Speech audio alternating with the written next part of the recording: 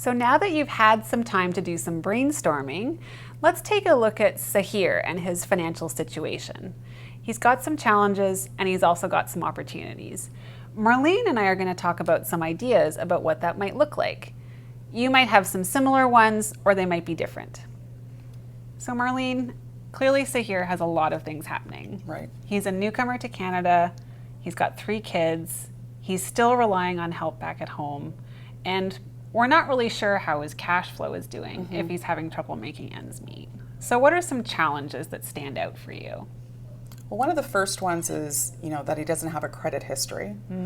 And that can pose some challenges if they're looking for, improved living conditions, or just even generally getting a better job, as some employers may require that as well. Yes. What are the things that you kind of think of? Well, the fact that he doesn't have a cell phone is a big one.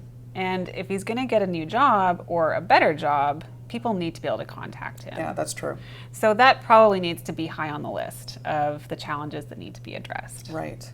Well, and it's unfortunate that his designation from back home isn't recognized here. So that may be posing some challenges as well with respect to getting stable and quality income. That's good for him and his family situation. Yeah. Yeah, and speaking of his family, he's got 3 kids. Oh, goodness. Yeah, that in and of itself poses financial challenges because kids require clothing, school supplies, childcare potentially. All that adds up for a family. Yeah, but there are some opportunities. He's got a lot going on, but there's things he can do, right? One of the things that comes to mind for me is we don't know if he's up to date on his tax filing. And if he's getting his tax filing, he might also be able to get benefits. The Canada Child Benefit, the GST credit. That's a lot of cash coming into his house that might not be there already. Right, great opportunity to boost income. The other thing I was thinking, because he was having a lack of credit history, some banks and credit unions offer unique products for newcomers specifically. So if Sahir went into a local branch and asked about perhaps getting a low dollar value credit card, that can get him started on building that credit history that he doesn't currently have. Absolutely. And it might be a good way to get into the mainstream banking system if he's not banked already, which is a big help. Something else I was thinking of, he clearly cares about his kids. He wants them to do well in Canada, and there's a lot of ways he can care for them.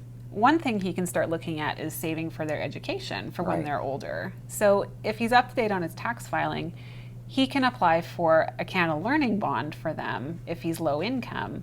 But in order to do that, he needs to have his RESP, his Education Savings Plan. Good point. And he can't do that unless he's registered for that at a bank or credit union. Well, and I think there's an opportunity as well here to access newcomers serving agency supports in the local community. They may be able to connect them with financial coaching or budget counseling, as well as employment and training services that could help find a job that can boost their incomes. Absolutely. So he's got some opportunities. I agree. Now that we've completed reviewing Sahir's situation, feel free to select another person and do the activity again, or else continue on to the rest of Module 2.